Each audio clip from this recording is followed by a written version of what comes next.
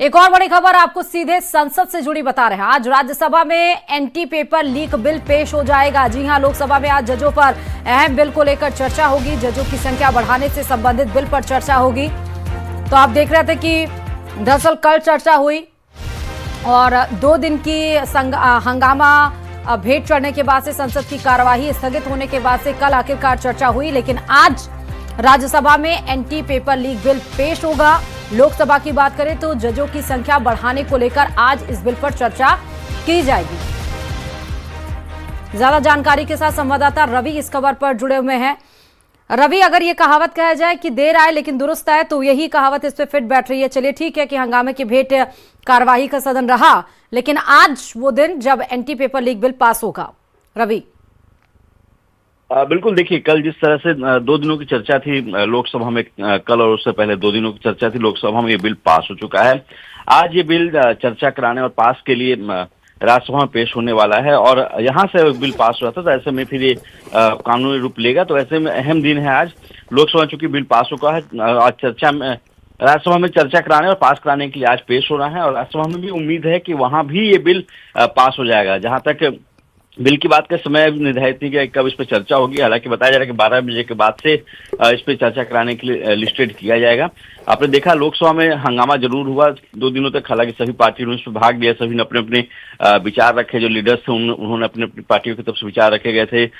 राहुल गांधी की तरफ से अगर आप देखें तो कल नेता प्रतिपक्ष ने कहा कि उन्हें बोलने नहीं दिया जाता, लेकिन बिल लोकसभा में पास हो चुका है। आज राज्यसभा में लिस्टेड है, आज राज्यसभा में बिल पेश होगा और उम्मीद की जा रही है कि आज राज्यसभा में चर्चा के बाद इस बिल को पास करा लिया जाएगा। जी, लोकसभा की बात करें रवि, तो आज जजों की संख्या बढ़ाने को लेकर इस पर चर्चा होगी।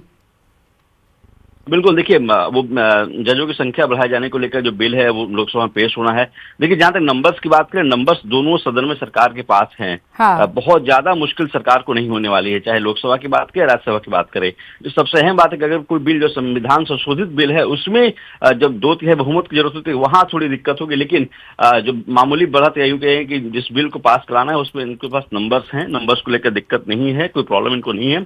और यही वजह है कि लोकसभा में भी हंगामे के बाद जो महत्वपूर्ण बिल था वो बिल पास हो चुका है। राज्यसभा में आज चर्चा के लिए लिस्टेड है और उम्मीद की जा रही है कि ये बिल राज्यसभा में आज पास हो जाएगा। जी, अच्छा, तो क्या आज नहीं लग रहा है कि इस बिल पर चर्चा के दरमियान विपक्ष क्या इस बात से एग्री है? क्या आज लोकसभा की जो कार्यवाही है वो हंगामे की भेंट नहीं चढ़ेगी? क्योंकि आज तो बिल पर चर्चा होगी ना लोकसभा में। रवि, देखिए अभी तक ये कहा जाए तो जो विपक्षी रणनीति, चूंकि 10 बजे की बैठक है, उस बैठक के बाद ही तय हो पाएगी कि क्या रणनीति है।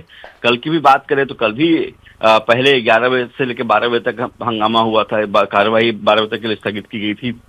आगे की क्या रणनीति होती, क्योंकि सबसे अहम था जो छात्रों के मुद्दे हैं उस मामले को लेकर जो तमाम विपक्ष है वो एकजुट था और ये बार बार कहा जाता है कि पहले धर्मेंद्र प्रधान का इस्तीफा हो, जो उनकी 3 डिमांड थी। तो ये बिल चूंकि पास हो चुका है, आगे क्या रणनीति हुई, करीब 10 बजे जो मल्लिकार्जुन खड़गे हैं जो कि राज्यसभा में नेता विपक्ष है, कांग्रेस के लीडर हैं, उनके ऑफिस में जो तमाम फ्लोर लीडर्स हैं उनकी बैठक है। उस बैठक में आगे की रणनीति तय होगी कि विपक्ष की क्या रणनीति होने वाली है और उसके बाद ही तय किया जाएगा कि क्या सदन में क्या उनका रुख या क्या रणनीति उनकी रहने वाली है। ठीक है रवि, बहुत शुक्रिया तमाम जानकारी देने के लिए खबर पे।